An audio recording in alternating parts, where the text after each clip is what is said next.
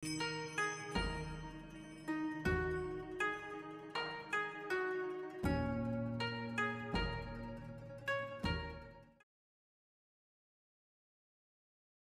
are two types po na training po kami meron. Meron po seasonal training at saka yung normal na weekly training. Seasonal training, ibig sabihin, yung winter, summer, at saka yung fall. May training kami by year level. So kung ano yung year level niya po ngayon, yun po yung kasama nyo sa training na yun. It was my dream before I enter Philippine Military Academy. Gusto ko po talagang pumasok ng Navy. Why?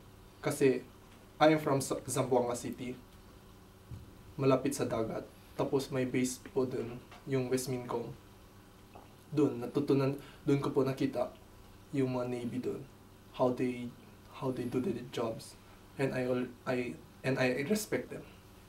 Yung natutunan ko dito, lahat from the basic hanggang sa advanced, ituturo ko doon yung mga kulang pa at saka yung kailangan i-improve na yung common sense na dapat gawin, na ito hindi na to kailangan, ito dapat i-improvehin para mas magiging maganda yung takbo ng Armed Forces of the Philippines.